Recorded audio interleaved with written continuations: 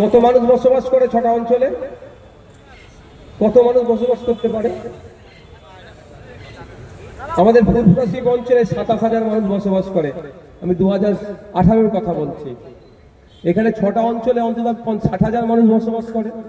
তাহলে মানুষকে স্বাস্থ্য পরিষেবা নিতে কোথায় যেতে হচ্ছে? আমি বলছি, আমি উদাহরণের জন্য বলছি, কোথায় যেতে হচ্ছে? অন্য ব্লকে যেতে হচ্ছে, নাহলে পার হতে হচ্ছে। কেন? স্বাস্থ্যের অধিকার কোথায়? স্বাস্থ্য তো আমার সাংবিধানিক অধিকারের মধ্যে পড়ছে, মৌলিক অধিকারের মধ্যে পড়ছে। এর দাবি যখন আমরা করি, আমাদের প্রশ্ন, মমতা ব্যানার্জি অনেক বড় বড় কথা বলেন, অনেক কিছু করেন, এই করেছি, সেই করেছি, হ্যান করেছি, ত্যান করেছি। আমাদের বক্তব্য একদম ক্লিন, একদম ক্লিয়ার বক্তব্য। মুর্শিদাবাদ জেলায় প্রায় ৮০ লক্ষ মানুষ বসবাস করে। মুর্শিদাবাদ জেলায় পিজি হসপিটালের মতো একটা বড় হসপিটাল কেন এখনো করে দেওয়া হচ্ছে না? এই দাবিটা আমাদের দাবি। দার্জিলিং থেকে শুরু করে আলিপুরদুয়ার, জলপাইগুড়ি, যে সমস্ত জেলা পিছড়ে বর্গের জেলা আছে, ওইদিকে ঝাড়গ্রাম, বাঁকুড়া, ওইদিকে সুন্দরবন, এই সমস্ত এলাকায় কেন এক একটা জেলাতে, পিছড়ে বর্গের জেলাতে প্রতি বছরে একটা করে পিজি হসপিটালের মতো বা কলকাতার বড় হসপিটালের মতো হসপিটাল করছে না? এখানকার সরকারি হসপিটালগুলোকে মেরে রেখেছে কেন? বেল লাগাতে গেলেও ঠিকঠাক পরিষেবা কি পান? আপনারাই বলুন। কোথায় যেতে হয়?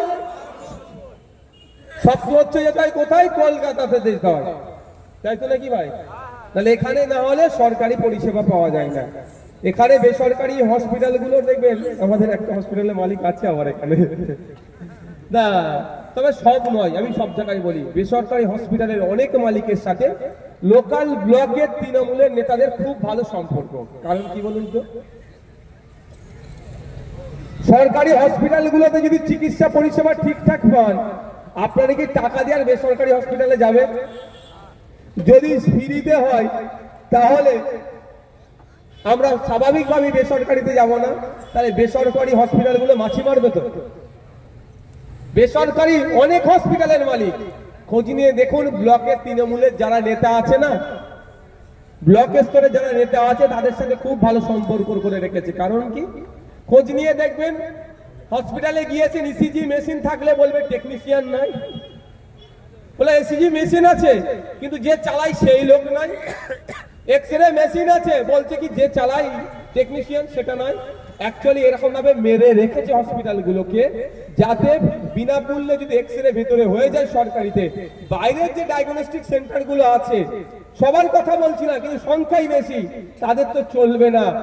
আর ওই ডায়াগনস্টিক সেন্টারগুলো বা ওই হসপিটাল, বেসরকারি হসপিটালের মালিকগুলো তৃণমূলের নেতাদেরকে মাসোহারা দিয়ে রাখে যে তোরা এখানে ডক্টর বেশি আনবি না সরকারিগুলোতে, ওখানে না গিয়ে মানুষ বিপদে পড়ে আমাদের কাছে আসবে, আমরা এখান থেকে মাসোহারা তোদেরকে দেব, তোরা সরকারি হসপিটালগুলোকে মৃতপ্রায় করে রাখ।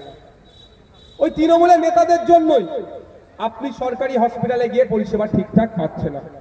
তাই বলবো বন্ধুগণ, যারা আছে চোখ কান খুলে রাখুন।